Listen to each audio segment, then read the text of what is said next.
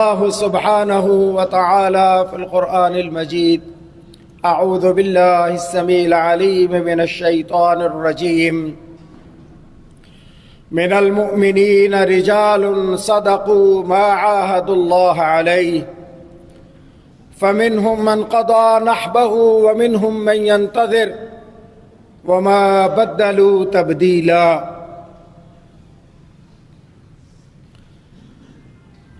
محترم بھائیوں، ایک مسلمان کی زندگی اللہ کی دی ہوئی عطا ہے، اور یہ بڑا ہی محدود وقت ہے جو اللہ نے انسان کو اس دنیا میں رہنے کے لیے دیا ہے۔ آخرت کی زندگی کے مقابلے میں یہ وقت اتنا تھوڑا ہے کہ انسان کو آخرت میں ایسے لگے گا کہ میں دنیا میں ایک دن یا ایک دن کی کچھ گھڑی رہ کے آیا ہوں۔ یہ دلیل ہے اس بات کی کہ یہ دنیا رہنے کی جگہ نہیں ہے، یہ دنیا مستقل نہیں ہے، یہاں سے ہر ایک نے چلے جانا ہے۔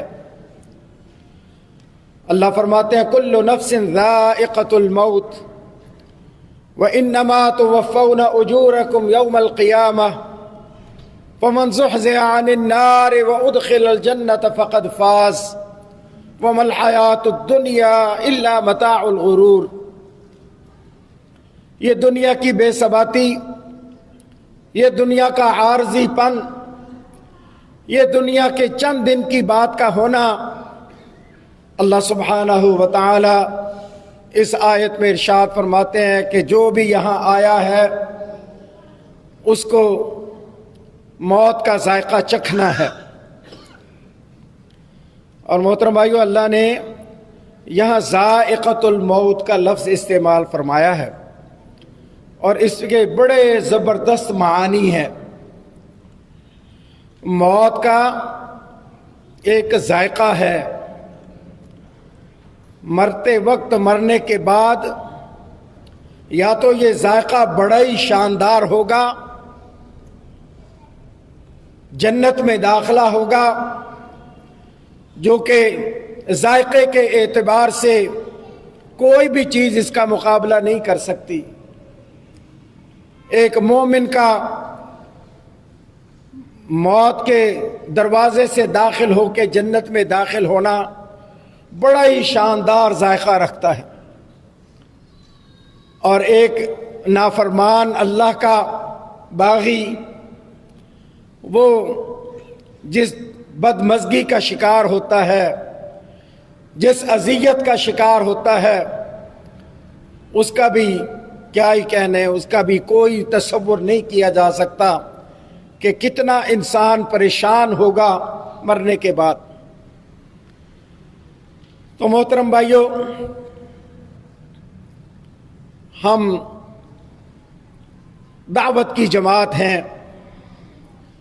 ہمارے بزرگ اور ہمارے رہنما حافظ عبد الرحمن مکی صاحب اس دنیا سے تشریف لے گئے، اس دنیا سے رخصت ہو گئے، اور مختلف مقامات پہ ان کے حوالے سے پروگرام منعقد ہو رہے ہیں۔ محترم بھائیو، ایک بات کو ذہن میں بالکل کلیئر کر لو کہ ہم کوئی شخصیت پرستی والی جماعت نہیں ہے، ہم مرثیہ کہہ کے اپنے فوت ہونے والوں کے مرثیہ کہنے والے لوگ نہیں ہیں۔ یہ پروگرامات اس لیے منعقد ہو رہے ہیں کہ ہم اپنے کارکنان کو، اپنے دعوت دینے والے لوگوں کو اس بات کے لیے تیار کریں کہ کسی رہنما اور بزرگ کا اس دنیا سے رخصت ہو جانے کا مطلب یہ نہیں ہے کہ جماعت پیچھے چلی گئی، جماعت ایک شخصیت سے محروم ہونے کے بعد ہاتھ پہ ہاتھ رکھ کے بیٹھ جائے اور کہنے لگے کہ ہم یتیم ہو گئے، ہم محروم ہو گئے، اب کام کیسے چلے گا، بات کیسے آگے بڑھے گی، اب دعوت کا کیا بنے گا، جہاد کا کیا بنے گا۔ محترم بھائیو، یہ پروگرامات اس لیے منعقد ہو رہے ہیں تاکہ ہم اپنے کارکنان کو یہ بتائیں کہ مکی صاحب کا جو مشن تھا وہ اس بات پہ منحصر نہیں تھا کہ کوئی شخصیت اس کو چلائے گی تو چلے گا، کوئی عالم دین، کوئی بزرگ دعوت و جہاد کی بات کرے گا تو یہ بات چلے گی، نہیں، یہ مشن اللہ کے نبی کا دیا ہوا مشن ہے، یہ صحابہ کرام کی جماعت کا تسلسل ہے، یہ کام کسی شخصیت پہ، کسی بزرگ پہ منحصر نہیں ہے، یہ کام چلتا رہے گا، اور انشاءاللہ یا تو ہم غلبہ اسلام اپنی آنکھوں سے دیکھیں گے یا پھر ہم محنتیں کرتے ہوئے، کام کرتے ہوئے اپنے رب سے جا ملیں گے۔ دونوں صورتوں میں یہ کامیابی ہے۔ ہم اپنے کارکنان کو یہ پروگرامات کے ذریعے یہ پیغام دینا چاہتے ہیں کہ یہ عزم نو کا وقت ہے، نئے سرے سے عزم باندھنے کا وقت ہے کہ وہ مشن جس کو مکی صاحب لے کے چلے تھے انشاءاللہ وہ مشن جاری رہے گا، اپنی پوری شد و مد کے ساتھ اور پوری آب و تاب کے ساتھ، پوری محنتوں کے ساتھ، پوری امید اور اللہ کی رحمت سے جڑ کے اس بات کی توقع رکھتے ہوئے کہ انشاءاللہ ہماری یہ محنتیں رنگ لائیں گی، دعوت و جہاد کا منہج کامیاب ہوگا، پاکستان ایک دنیا کے نقشے پہ لا الہ الا اللہ محمد الرسول اللہ کا ملک بنے گا، عالم اسلام کا لیڈر بنے گا، یہاں سے جہادی قافلے نکلیں گے، غزوہ ہند بھی ہوگا اور کفار کا مقابلہ ہر میدان میں ہوگا۔ تو ہم محترم بھائیوں دعوت اور جہاد کی جماعت ہیں اور یہ کام نہ کبھی رکا ہے نہ کبھی رکے گا۔ میرے نبی کا فرمان ہے کہ الجہاد ماض الی یوم القیامہ، جہاد قیامت تک جاری رہے گا۔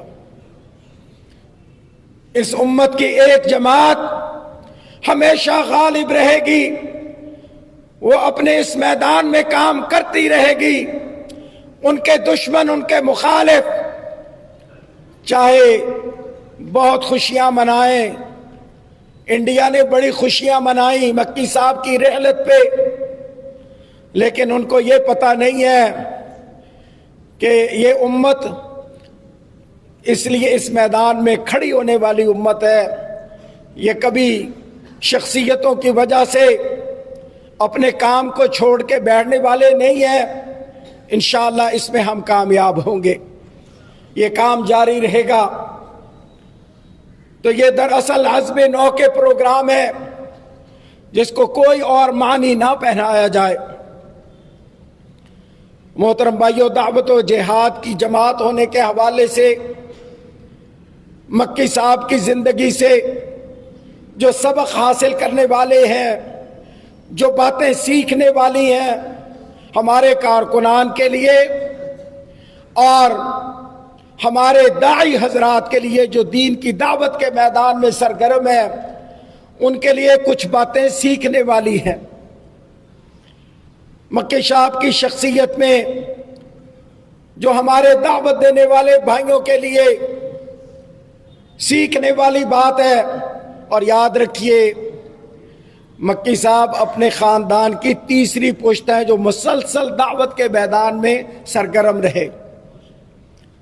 مکی صاحب اللہ کے دین کے داعی، کتاب و سنت کے داعی، دعوت و جہاد کے داعی، اور ان کے والد محترم پروفیسر حافظ عبداللہ بہاولپوری وہ بھی دعوت کے میدان کی شخصیت تھے۔ اللہ اکبر، علی گڑھ میں پڑھتے رہے۔ علی گڑھ کی تعلیم کے دوران ہی محمد علی جناح، جنہوں نے پاکستان کی تحریک پاکستان کی جو قیادت کی، اور ان کی قیادت میں اللہ نے ہمیں پاکستان بخشا، پاکستان ایک آزاد ملک عطا کیا۔ محمد علی جناح نے حافظ عبداللہ بہاولپوری کی سلیکشن کی تھی، ان نوجوانوں میں ان کو شامل کیا تھا جو تحریک پاکستان پورے انڈیا کے اندر اس کے لیے کام کریں گے۔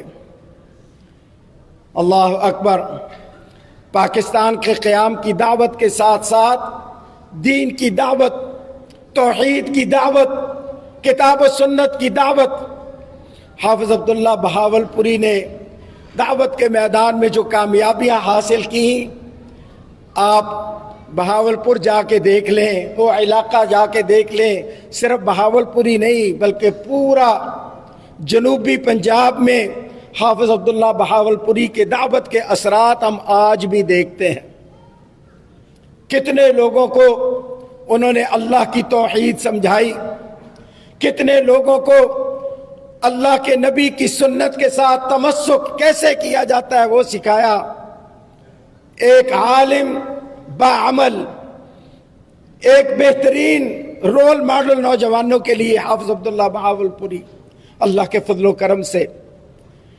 پھر ان کے والد محترم مولانا نور محمد، جنہوں نے انڈیا کے اس علاقے میں جہاں جہالت تھی، مسلمان کلمہ تک نہیں جانتے تھے، جہالت کا یہ عالم تھا کہ مسلمان گھرانے میں پیدا ہونے کے باوجود دین کا کچھ پتہ نہیں تھا لوگوں کو، اس علاقے میں اللہ کے دین کی دعوت کا کام کیا۔ ان کو بہت اچھے جاب کی آفر تھی، امرتسر کے مدرسے سے، یہ غزنویہ کے مدرسے تھے، وہاں سے فارغ ہوئے تو ان کو کہا گیا کہ آپ یہاں اس مدرسے کے استاد بن جائیں، آپ کو اچھی تنخواہ ملے گی۔ وہ کہنے لگے کہ میں نے دین تنخواہ لینے کے لیے نہیں سیکھا، میں نے دین اس لیے نہیں پڑھا کہ میں اس دین کے ذریعے سے نوکریاں کروں اور پیسہ کماؤں، میں نے یہ دین دعوت کے لیے سیکھا ہے۔ میں اپنے علاقے میں جاؤں گا، جو چھوٹا موٹا ذمہ دارہ ہم کرتے ہیں وہ کریں گے، کھانے پینے کا انتظام اللہ کرے گا، لیکن میں یہ جو علم سیکھا ہے اس کو دعوت کے لیے استعمال کروں گا۔ اپنے علاقے میں چلے گئے، وہاں دین کی دعوت کے کام کا آغاز کیا، اور اللہ نے مولانا نور محمد رحمت اللہ علیہ کو بڑی کامیابیاں دیں، بہت لوگوں نے ان سے دین سیکھا۔ تو یہ تیسری پشت ہے جنہوں نے اللہ کے دین کا کام کیا۔ تو محترم بھائیو، دعوت و جہاد کی جماعت کے حوالے سے مکی صاحب کی زندگی کے وہ کون سے پہلو ہیں، وہ کون سی باتیں ہیں، کون سی خصلتیں اور عادات ہیں، کون سے ان کی باتیں ہیں جو اس پہ عمل کرنے کے لیے ہم بھی اچھی دعوت دینے والے بن سکتے ہیں۔ سب سے پہلی بات محترم بھائیو وہ یہ ہے کہ ایک داعی کو بہت زیادہ قناعت پسند، دنیا داروں سے مستغنی ہونا چاہیے۔ ہمارے علماء کا بہت بڑا المیہ یہ ہے کہ وہ دنیا داروں کے مرہون منت ہو کے رہتے ہیں، دنیا داروں سے ہمیشہ کچھ لینے کی توقع رکھتے ہیں کہ وہاں سے ان کو کچھ ملتا رہے، پیسے والے لوگوں کی خوشامدیں کرنا، پیسے والے لوگوں کے آگے پیچھے پھرنا، دنیا داروں سے مرعوب ہو کے رہنا، دنیا داروں سے ہمیشہ لالچ رکھنا کہ کچھ ملے گا۔ اس سے داعی کا وقار بھی متاثر ہوتا ہے، داعی کی دعوت بھی متاثر ہوتی ہے، اور وہ دعوت کانٹے دار نہیں ہوتی، وہ دعوت بے باک نہیں ہوتی۔ جو داعی دنیا داروں کے نیچے لگا ہو، دنیا داروں سے توقع رکھتا ہو، دنیا داروں کی خوشامدیں کرتا ہو، اس سے دین کی دعوت متاثر ہوتی ہے۔ یہی تو وہ بات ہے جو اللہ نے قرآن میں اپنے نبی کے حوالے سے بتائی۔ اللہ کے نبی کی تربیت کس نے کی؟ میرے رب نے کی۔ اللہ نے اپنے نبی کی تربیت کرتے ہوئے یہ ارشاد فرمایا، اے محمد صلی اللہ علیہ وسلم، تو نے دنیا داروں کی طرف نہیں دیکھنا، دنیا داروں سے مرعوب نہیں ہونا، پیسے والوں سے دب کے نہیں رہنا، پیسے والوں کے آگے پیچھے نہیں پھرنا۔ لا تمدن عینیک الی ما متعنا به ازواجا منہم زہرۃ الحیات الدنیا لنفتنہم فیہ ورزق ربک خیر وابقی۔ اے محمد صلی اللہ علیہ وسلم، تیری آنکھیں دنیا داروں کا شوشہ دیکھ کے، ان کی کاریں کوٹھیاں دیکھ کے، ان کے کارخانے پلازے دیکھ کے تیری آنکھیں متاثر نہ ہو، مرعوب نہ ہو۔ لا تمدن عینیک الی ما متعنا به ازواجا منہم۔ قسمہ قسم کے امیر لوگ دنیا میں رہتے ہیں، بڑی شوشہ ہوتی ہے، بڑی ان کی پھوپھا ہوتی ہے، بڑی بڑی کاروں میں پھرتے ہیں، بڑے بڑے پلازوں اور فیکٹریوں کے مالک ہوتے ہیں، تو نے آنکھ اٹھا کے بھی ان کی طرف نہیں دیکھنا۔ اللہ اکبر۔ زہرۃ الحیات الدنیا، یہ دنیا کی شوشہ ہے، یہ دنیا کا دکھلاوا ہے۔ وَرِزْقُ رَبِّكَ خَيْرٌ وَأَبْقَىٰ، جو رب نے تجھے دیا ہے وہ سب سے اچھا ہے، ہمیشہ رہنے والا ہے۔ اور نبی کو اللہ نے کیا دیا تھا؟ علم، وحی، کتاب و سنت۔ یہ اتنا بڑا سرمایہ ہے، اللہ کی کتاب کا علم، اللہ کے نبی کی سنت کا علم، یہ اتنا بڑا سرمایہ ہے کہ دنیا کا کوئی سرمایہ اس کا مقابلہ نہیں کر سکتا۔ جب ہمارے داعی حضرات کو یہ بات سمجھ آ جائے گی تو یقین جانیے ہماری دعوت دینے والوں کے منہ سے نکلا ہوا ایک ایک لفظ اثر رکھے گا۔ لیکن جب داعی خوشامد کرنے والا ہوگا، پیسے والوں سے مرعوب ہوگا، تو اس کی دعوت ایک رسم ہوگی، کانوں کا ذائقہ ہوگا۔ ہمارے مولویوں کی تقریریں لوگ ذائقے کے لیے، انٹرٹینمنٹ کے لیے سنتے ہیں۔ ہمارے علماء کے پروگرام، جلسے، تقریریں، یہ انٹرٹینمنٹ کے پروگرام بن چکے ہیں۔ اس میں کوئی اصلاح والی بات نہیں رہ گئی، اذہان اور قلوب کو بدلنے والی کوئی بات اس کے اندر نہیں رہ گئی۔ اس کی وجہ یہ ہے کہ ہمارے علماء کو اللہ نے جو سرمایہ دیا تھا، کتاب و سنت کا علم، اس کو انہوں نے اپنے لیے کافی نہیں سمجھا۔ اس سرمایہ کو انہوں نے دنیا کے سرمایہ سے سپیریئر اور بہتر نہیں سمجھا۔ جب اس نے اپنے سرمایہ کو ہی گرا دیا تو پھر وہ خود بھی گر گئے۔ ان کی وقت، ان کی اہمیت دنیا سے ختم ہو گئی۔ تو ہمارے داعی حضرات کو سیکھنے والی بات کیا ہے؟ اور مکی صاحب اس پہ بخوبی عمل پیرا تھے، اللہ کے فضل و کرم سے کسی دنیا دار کو خاطر میں نہیں لاتے تھے۔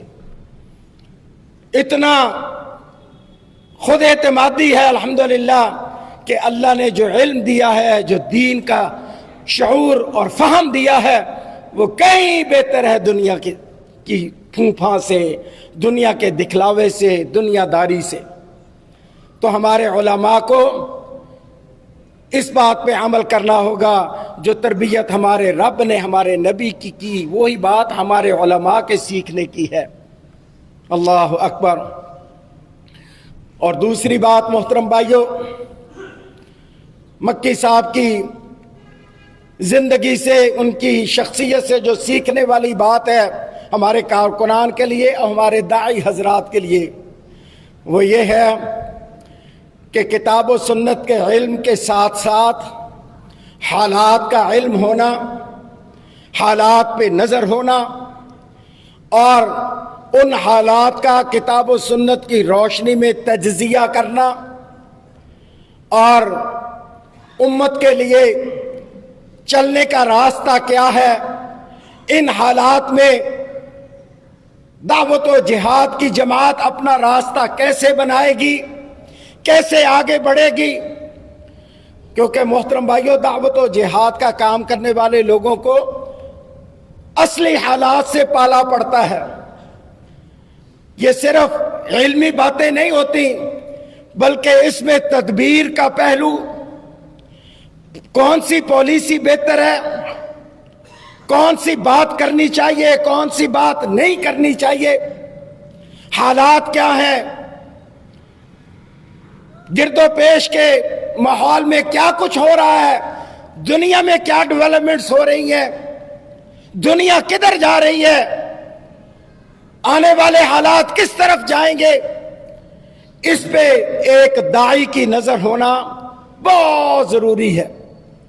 اور اس کو کہتے ہیں فقہ الواقعہ، واقع کا علم، واقع کا تجزیہ کتاب و سنت کی روشنی میں۔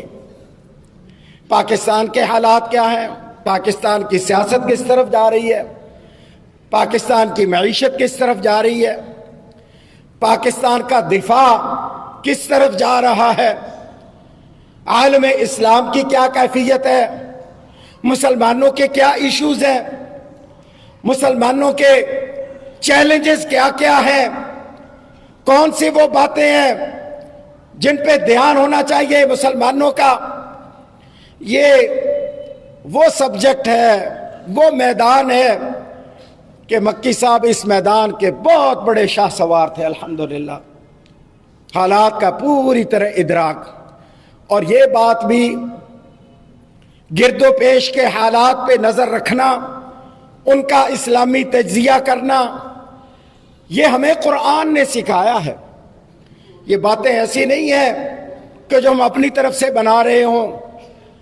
اللہ نے قرآن مجید میں مسلمانوں کی تربیت کی کہ صرف نماز روزے کی حد تک نہیں، حالات پہ تمہاری نظر رہنی چاہیے، تمہارے گرد و پیش کیا ہو رہا ہے اس پہ تمہاری نظر بہت اچھی ہونی چاہیے۔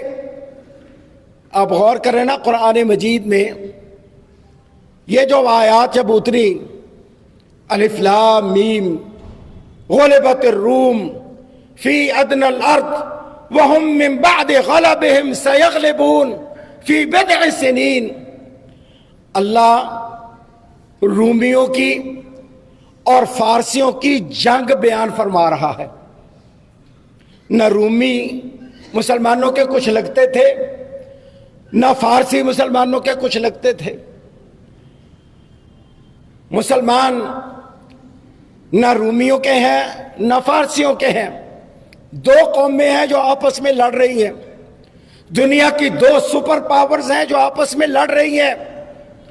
رومیوں کا اور فارسیوں کا مقابلہ چل رہا ہے، ان کی جنگیں چل رہی ہیں، لیکن ان جنگوں کے نتیجے میں حالات میں تبدیلی آئے گی، ان جنگوں سے لوگ متاثر ہوں گے، ان جنگوں کے بہت سے اثرات مرتب ہوں گے۔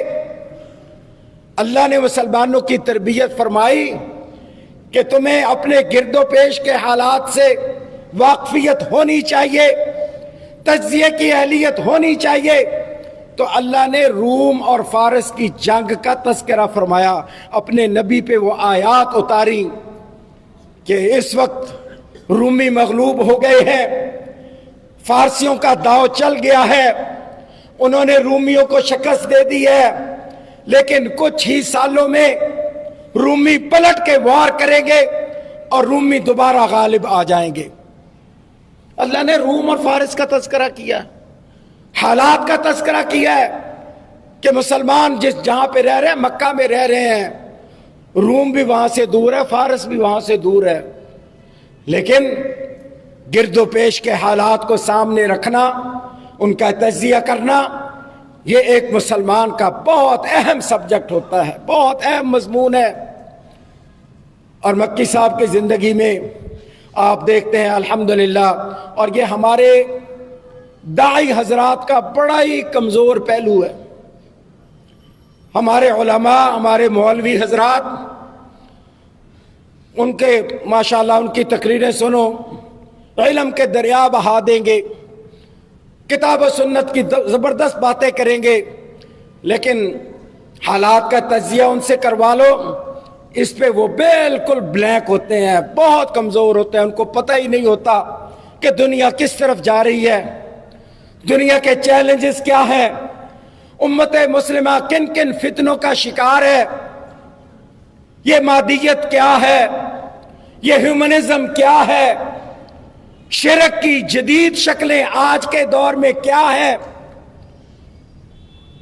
وہ شرک جو قبر پرستی کا شرک تھا، جو آستانوں اور درباروں والا شرک تھا، وہ کہیں پیچھے رہ گیا ہے، کہیں سائیڈ پہ لگ گیا ہے.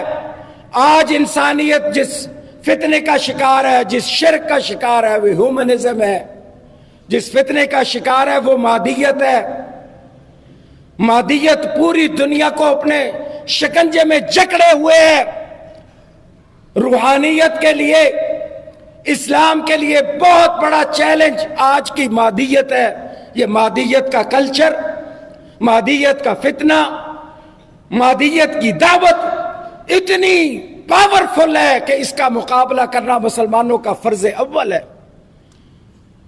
ہمارے علماء، ہمارے داعی حضرات اس سے بہت حد تک بے خبر ہے. ان کو کچھ پتہ نہیں ہے کہ یہ کیا ہے، کس قسم کا فتنہ ہے، اس کا توڑ کیسے کرنا ہے، اس کا مقابلہ کیسے کرنا ہے، اپنی قوم کو اس کے مقابلے کے لیے تیار کیسے کرنا ہے. یونیورسٹیوں کے نوجوان، ہمارے بیوروکریٹس، ہماری سول سوسائٹی، وہاں تک ہمارے علماء کی رسائی اس وجہ سے نہیں ہے کہ وہ اس سبجیکٹ میں کمزور ہیں. وہ ایسی باتیں کریں گے جس سے نوجوان نسل اپنے آپ کو ریلیٹ نہیں کر پاتی، اس فریکوینسی پہ بات نہیں کرتے جس پہ یہ طبقہ علماء کی بات کو سمجھ سکے. مکی صاحب کی شخصیت میں اللہ نے یہ خوبی رکھی تھی کہ وہ اس طبقے کو بہت اچھا ایڈریس کر سکتے تھے. ہماری سول سوسائٹی ہو، ہمارا یونیورسٹیوں کے اندر پڑھنے والا نوجوان طبقہ ہو، ہمارے وکلاء کا طبقہ ہو، ہمارے بیوروکریٹس ہوں، بڑے بڑے پڑھے لکھے انگریزی بولنے والا طبقہ ہو، ان کو اسلام کا پیغام پہنچانا، اس دور کے فتنوں کا رد کرنا، اس کی نشاندہی کرنا، یہ مکی صاحب کی خصوصیت میں سے ایک خصوصیت تھی کہ وہ اس کلاس کو، اس شعبے کو، اس میدان کے لوگوں کو بہت اچھے طریقے سے دین سمجھانے کے قابل تھے. اور ہمارے علماء کے لیے، ہمارے داعی حضرات کے لیے محترم بھائیو، اس کے اندر ایک بہت بڑا سبق ہے، کیونکہ ہم دعوت کی جماعت ہیں. ہمیں اپنے داعی حضرات کو، ہر طبقے کو دعوت دینے کے لیے تیار کرنا ہے. مکی صاحب سے اگر کوئی سیکھنے کی بات ہے تو یہ بہت بڑی سیکھنے کی بات ہے. اللہ اکبر. مکی صاحب کی شخصیت کے اندر ایک اور پہلو جو ہمارے داعی حضرات کو، دین کی دعوت دینے والے اور ہمارے کارکنان کو سیکھنے کی ہے کہ وہ یہ ہے کہ انہوں نے اپنی دعوت کو صحیح معنوں میں مکی دعوت بنایا تھا. مکی صاحب صرف نام کے مکی نہیں تھے، ان کے نام کے ساتھ مکی لگتا تھا کیونکہ وہ مکہ میں کافی عرصہ رہے، اس وجہ سے ان کو مکی کہنے لگے. لیکن حقیقت یہ ہے کہ مکی صاحب کی دعوت، مکی صاحب کا منہج، مکی صاحب کا طرز فکر وہ مکی تھا. مکہ کو اللہ نے قرآن مجید میں ہدی للعالمین کہا ہے. اللہ اکبر. ان اول بیت وضع للناس लल्लज़ी बिबक्कत मुबारकन व हुदल लिलआलमीन। आप ज़रा इस बात पे गौर करें कि मक्का को हुदल लिलआलमीन अल्लाह ने कहा है।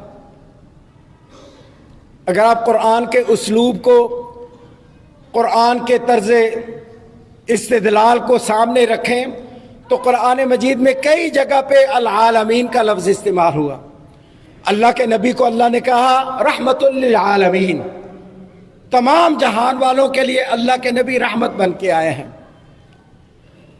कुरान मजीद को अल्लाह ने कुरान में कहा इन हुवा इल्ला ज़िक्रा लिल आलमीन, ये दुनिया वालों के लिए, जहानों के लिए नसीहत है। ज़िक्रुल लिल आलमीन कुरान मजीद है। आयतुल लिल आलमीन अल्लाह ने दो चीज़ों के लिए इस्तेमाल फरमाया, दुनिया वालों के लिए, जहान वालों के लिए निशानियाँ। दो निशानियों का जिक्र फरमाया अल्लाह ने। एक तो कश्ती नूह, वो तूफान नूह के अंदर सरवाइव करने वाले लोग जो उस कश्ती पे सवार थे, वो कश्ती अल्लाह ने आयतुल लिल आलमीन बना दी, सारे जहान वालों के लिए अल्लाह की कुदरत की निशानी। जब सारी दुनिया तबाह हो गई, कोई इंसान नहीं बच पाया, सिर्फ वो बचा जो उस कश्ती पे सवार था। अल्लाह ने उसको आयतुल लिल आलमीन कहा। और दूसरी निशानी अल्लाह ने हजरत ईसा अलैहिस्सलातु वस्सलाम को, जो बगैर बाप के पैदा हुए, इसको अल्लाह ने वजालनाहा वबनहा आयतल लिल आलमीन, हजरत मरियम को और उनके बेटे ईसा अलैहिस्सलाम को अल्लाह ने आयतुल लिल आलमीन कहा। और मक्का को क्या कहा? हुदल लिल आलमीन, ये सारे जहान वालों के लिए निशानी है, ये हिदायत है। अब मक्का हिदायत का मरकज है। क्यों? क्योंकि यहाँ से हिदायत का आगाज़ होता है। अल्लाह के नबी सल्लल्लाहु अलैहि वसल्लम को पहली वही कहाँ नाजिल हुई? मक्का के अंदर। पहली दावत कहाँ से शुरू हुई? मक्का के अंदर। अल्लाह के नबी सल्लल्लाहु अलैहि वसल्लम ने दीन समझाने का आगाज़ कहाँ से किया? मक्का से किया। अक़ीदा तौहीद की आयात कहाँ नाजिल हुई? मक्का के अंदर। अक़ीदा आखिरत की आयात कहाँ नाजिल हुई? मक्का के अंदर। रिसालत की आयात कहाँ नाजिल हुई? ख़त्म नबुव्वत की आयात कहाँ नाजिल हुई? मक्का के अंदर।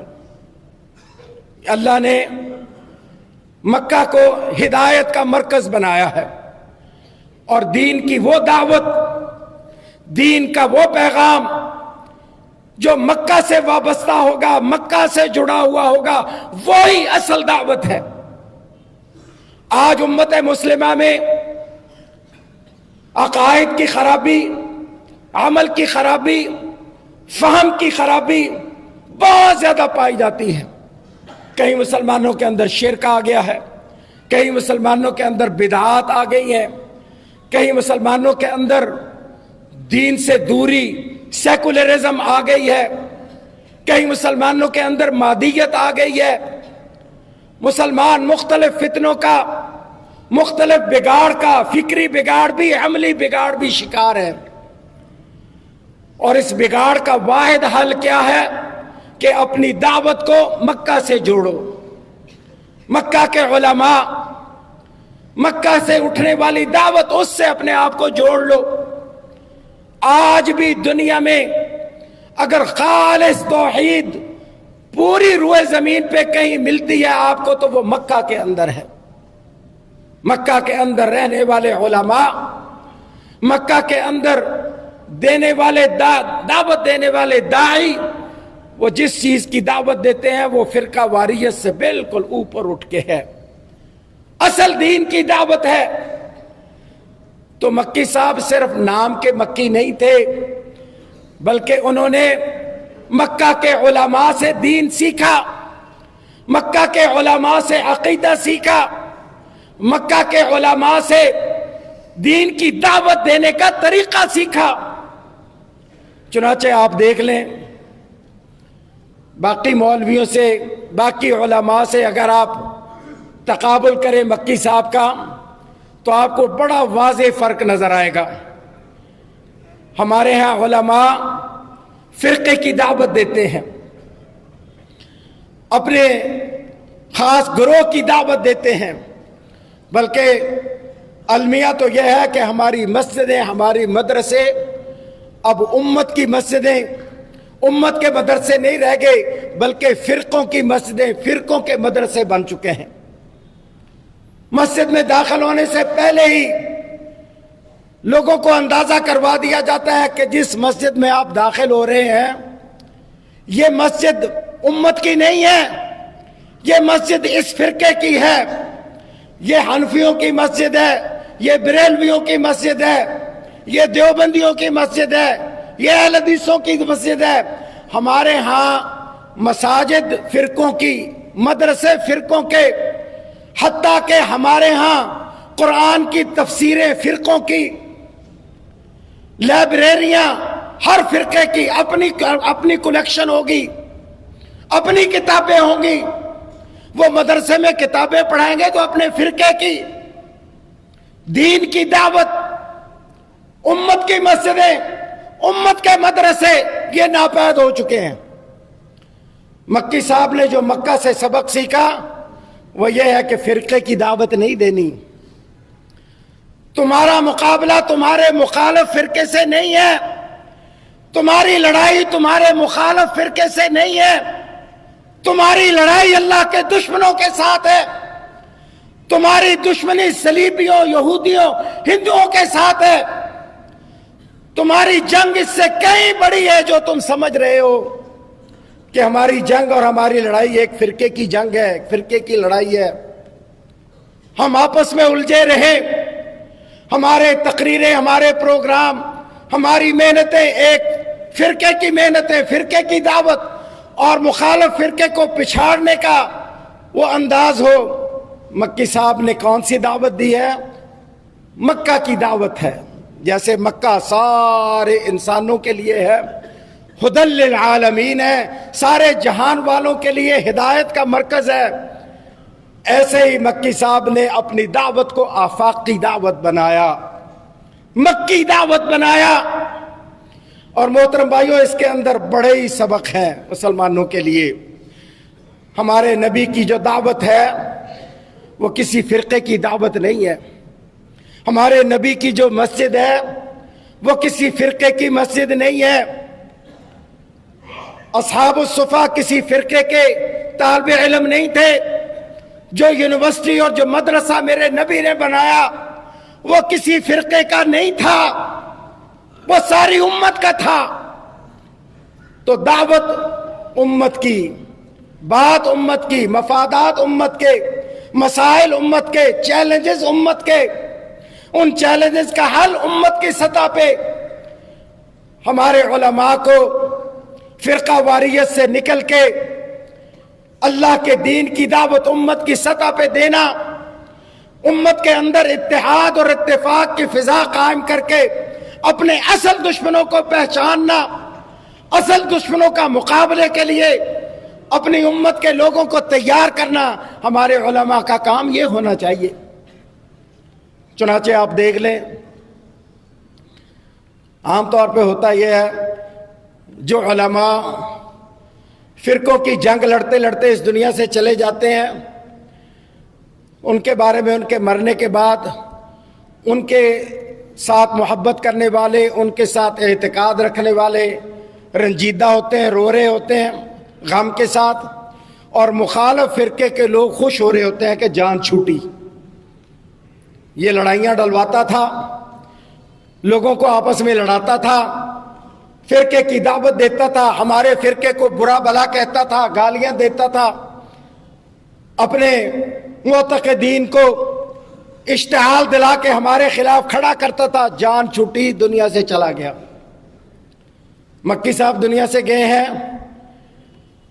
تو پاکستان میں کوئی فرقہ ایسا نہیں، کوئی گروہ ایسا نہیں جس نے مکی صاحب کے جانے پہ خوشی منائی ہو۔ مکی صاحب سب کے تھے، سب اس کو اپنا نقصان سمجھ رہے تھے۔ اور خوشیاں کون منا رہا تھا؟ انڈیا۔ خوشیاں کون منا رہا تھا؟ یہودی، اسرائیلی لوبی، صلیبی، مسلمانوں کے اصل دشمن ان اشد الناس عداوۃ للذین آمنوا الیہود والذین اشرکوا. اللہ نے قرآن مجید میں بتایا مسلمانوں اپنے دشمنوں کو پہچانو. تمہارے دشمن تم مخالف فرقہ نہیں ہے، تمہارا مقابلہ دوسرے فرقوں کے ساتھ نہیں ہے. اپنی سوچ کو بلند کرو، اپنی سوچ کو آفاقی بناؤ، امت کی سطح کی بناؤ. مکی صاحب کی دعوت میں امت کی دعوت آپ کو نظر آتی ہے. اور یہ محترم بھائیوں، یہ مکی دعوت ہے جو میرے نبی نے دی. میرے نبی کی دعوت آفاقی دعوت تھی، امت کی دعوت تھی، اسلام کی دعوت تھی، فرقے کی دعوت نہیں تھی، فرقے کی لڑائیاں نہیں تھیں. کیا صحابہ کرام کے درمیان اختلاف نہیں ہوتا تھا؟ کیا صحابہ کرام کے درمیان فقہی اختلافات ہمیں نہیں ملتے؟ آپ کتابیں اٹھا کے دیکھ لیں، بہت سے صحابہ کے درمیان فقہی اختلافات موجود تھے، لیکن انہوں نے ان اختلافات کو کبھی فرقے کا رنگ نہیں دیا. ان اختلافات کی بنیاد پہ کسی صحابی نے کبھی کوئی فرقہ نہیں بنایا. یہ نہیں ہوا کہ اس چیز پہ اختلاف ہے، ہماری مسجدیں الگ تمہاری مسجدیں الگ، ہمارے مدرسے الگ تمہارے مدرسے الگ. یہ اس بات نے مسلمانوں کو کمزور کیا ہے. اس بات نے مسلمانوں کو اس غلامی کا شکار کیا جس غلامی میں آج مسلمان زندہ ہے. ہم اتنے کمزور ہو گئے ہیں، اتنے کمزور ہو گئے ہیں. اللہ نے قرآن مجید میں ارشاد فرمایا تھا وَلَا تَنَازَعُوا فَتَفْشَلُوا وَتَذْهَبَ رِيحُكُمْ. تم نے اختلاف کیے، ایک دوسرے کے ساتھ لڑائیاں کی، ایک دوسرے کے مقابلے میں کھڑے ہوئے، تمہاری ہوا اکھڑ گئی، تمہارے دشمن تم پہ چڑھ دوڑے، تمہارے دشمنوں کا داؤ تمہارے اوپر چل گیا اور تم نے لوز کیا، تم نے شکست کھائی اس وجہ سے کہ تم آپس میں لڑے. اللہ اکبر. اور ان آیات پہ اگر آپ غور کریں تو یہ آیات کہاں نازل ہوئی تھیں؟ یہ میدان احد میں جو ہوا تھا نا، اس پہ اللہ نے یہ آیتیں نازل فرمائی تھی. میدان احد میں، میدان احد میں بھی سوچ کا اختلاف پیدا ہو گیا تھا.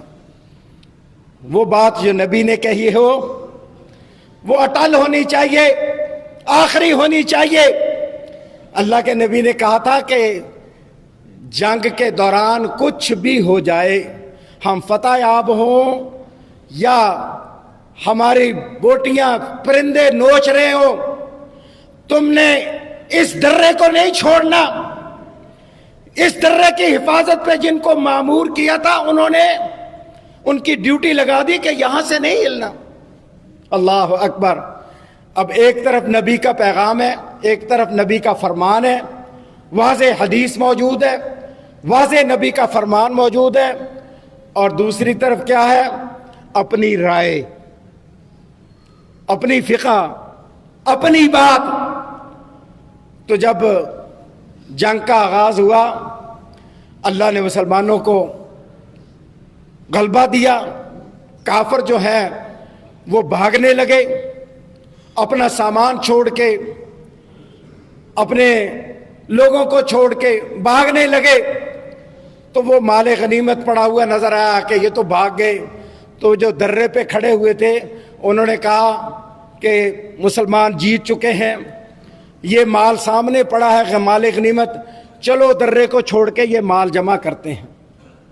اللہ فرماتے ہیں وَلَقَدْ صَدَقَكُمُ اللَّهُ وَعْدَهُ إِذْ تَحُسُّونَهُم بِإِذْنِهِ حَتَّى إِذَا فَشِلْتُمْ وَتَنَازَعْتُمْ فِي الْأَمْرِ وَعَصَيْتُمْ مِنْ بَعْدِ مَا أَرَاكُمْ مَا تُحِبُّونَ مِنْكُمْ مَنْ يُرِيدُ الدُّنْيَا وَمِنْكُمْ مَنْ يُرِيدُ الْآخِرَةَ. تم نے آپس میں جھگڑا کیا، کہنے لگے اللہ کے نبی نے تو جنگ جیتنے کے لیے کہا تھا، دوسرے کہنے لگے اللہ کے نبی نے کہا تھا ہم جنگ جیتیں یا ہم جنگ ہاریں، کچھ بھی ہو جائے آپ نے اس درے کو نہیں چھوڑنا.